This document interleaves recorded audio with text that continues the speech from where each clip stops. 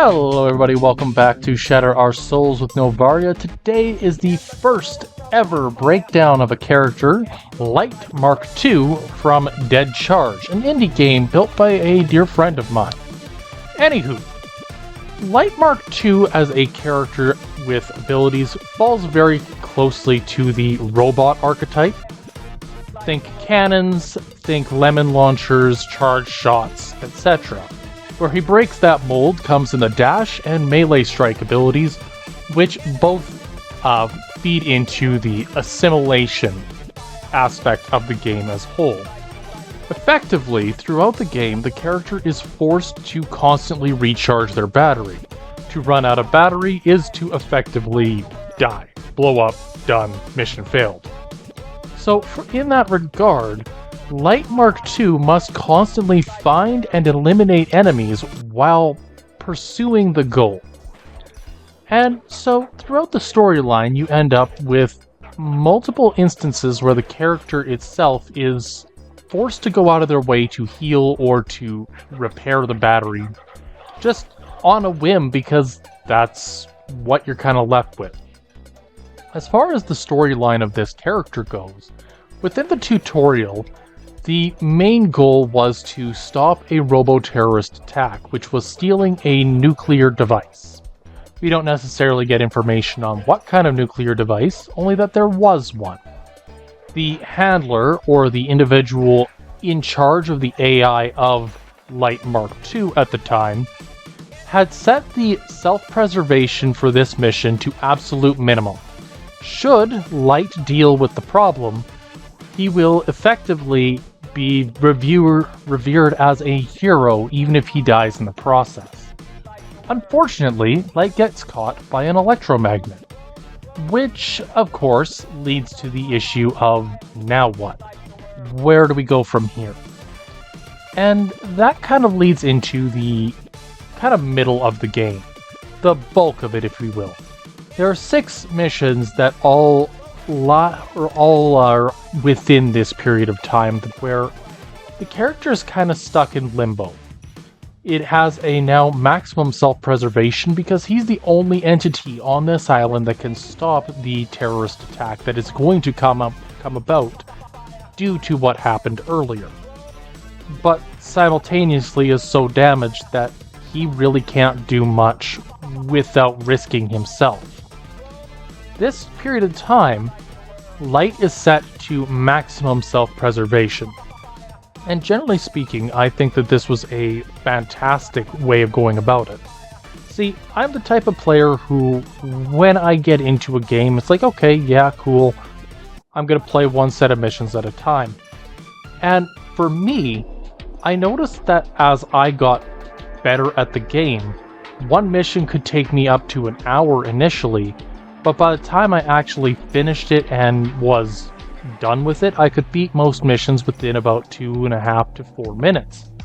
Which, to me, showcased a certain growth of sentience within the character. It made the character more believable, more real to me. Anywho, we head into the nuclear zone, the final, I suppose, crux of the game itself. The nuclear devices have been tracked down, and Lyte is supposed to simply just shut it down. So, of course, you go through the nuclear zone once, going from the top of the facility to the bottom. Upon reaching the bottom, you shut down the nuclear device, everything's good, and you get a message from the handler. Congratulations, you have succeeded in your mission. However, due to your prior failure, we have decided to make you an outmode, effectively. To continue our growth and really just work forward from here, we have developed Lyte MK. Your mission at this point is to remain where you are. Your self-preservation will be set to no. This time, the self-preservation mechanic takes a bit of a turn. There's a glitch in the text that goes haywire. Effectively, Lyte didn't want that. This is what I'm getting at with the prior growth of sentience. Lyte did not want to be just cast aside, thrown away. Yes, he was designed to be, but that's not the point. That's not what he wanted. And so, he breaks out of the nuclear zone within the span of X amount of time that the game gives you. And congratulations, you win. Life is grand, right? Hang on. Lyte Mark II wasn't supposed to escape that. Great, now we gotta send the new model after him. They view Lyte Mark II as a threat because of this increased sentience, because of his change in demeanor from taking orders to now disregarding them. Lyte Mark III pulls up, and it becomes a duel between the pair of them. Lyte Mark II battling it with all he's got, Lyte Mark III battling it out with what should be an easy opponent. After all, he's the old model. You're the new one.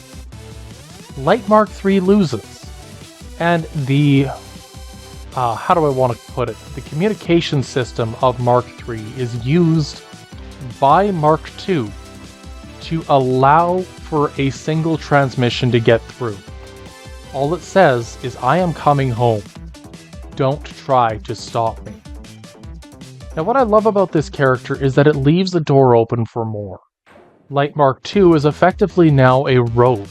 He is effectively stuck with no one to turn to, and theoretically, other entities trying to shut him down left, right, and center. This includes Lyte Mark III, the handler, and possibly even the terrorists that come about from the main game itself. But what do I know? What I can say for certain is that wherever this character ends up going in the future, I look forward to it. Overall, as far as power and output would go, I would put him at the lower end. I do believe that as a robotic character, most or certain humans wouldn't be able to beat him. But as long as they have some degree of training, he's probably going to destroy. Or probably going to be lost. But let me know down in the comments below if you agree or disagree with my assessment.